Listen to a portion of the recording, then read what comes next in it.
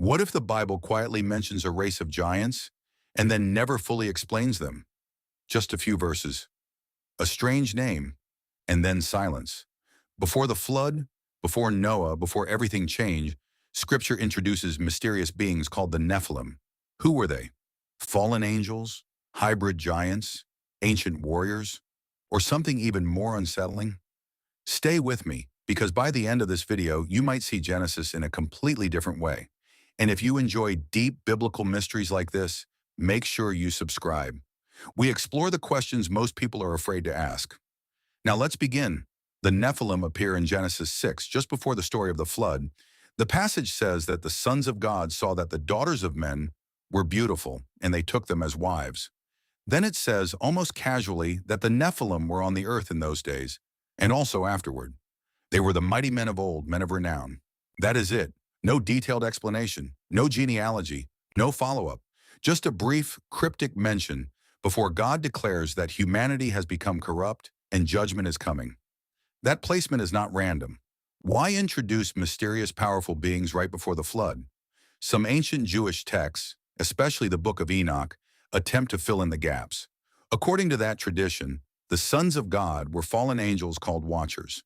These beings descended to earth, took human wives, and produced giant offspring, the Nephilim. These giants grew violent, corrupted humanity, and contributed to the chaos that led to the flood.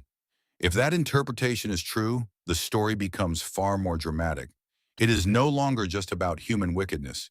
It becomes a story of divine boundaries being crossed. But not everyone agrees. Some scholars argue that sons of God refers to the line of Seth, the godly descendants of Adam, intermarrying with the line of Cain. In this view, the Nephilim were not angelic hybrids, but powerful human rulers or warriors. The term could mean fallen ones, or mighty men, referring to tyrants who dominated society. So which is it? Supernatural giants? Corrupt human elites? Symbolic storytelling?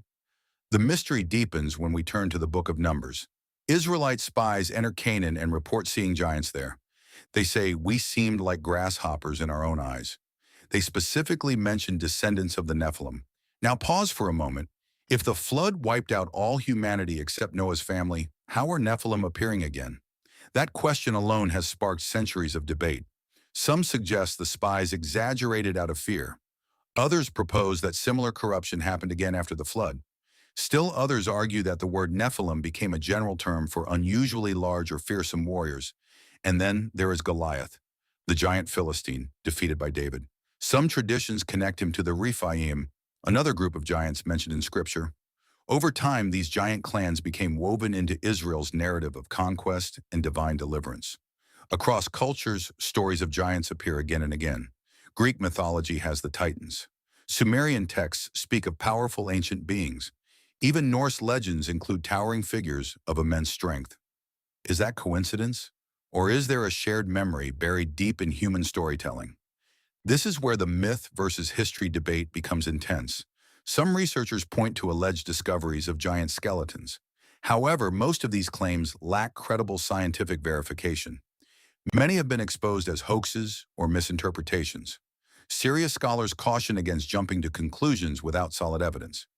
At the same time, dismissing the narrative entirely misses something important. Ancient cultures did not write casually. When something was recorded in sacred text, it mattered. So what is Genesis trying to communicate? One powerful interpretation sees the Nephilim as a warning about power without restraint, about crossing boundaries, about corruption spreading so deeply that it affects both heaven and earth. The Nephilim story sits right before the flood narrative, where God says that every inclination of the human heart was continually evil. The message could be this: when power becomes unchecked and morality collapses, judgment follows. That theme resonates across history. Empires rise in strength and fall in corruption. Leaders gain influence and abuse it. Humanity repeatedly struggles with the temptation to become more than it was meant to be. There is also a deeper spiritual tension in this story. If the Nephilim represent divine beings interfering with humanity, then the narrative highlights the seriousness of spiritual rebellion. If they represent powerful human rulers, then the message warns against tyranny and oppression. Either way, the story forces us to confront uncomfortable questions. What happens when boundaries are ignored? What happens when power is pursued without accountability?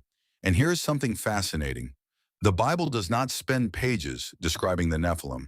It gives us just enough to spark curiosity, then moves on. That restraint itself is meaningful. It suggests that the focus is not on feeding fascination with giants. The focus is on the moral condition of humanity. The Nephilim serve as a shadow in the background of a larger story, a story about corruption, judgment, and ultimately redemption. Because after Genesis 6 comes Genesis 7, the flood. And after the flood comes a promise. The Nephilim mystery reminds us that Scripture contains layers, historical, symbolic, theological. Whether you view them as literal giants, fallen angel offspring, or symbolic tyrants, the story forces us to wrestle with themes that still matter today. Power, identity, moral limits, spiritual boundaries.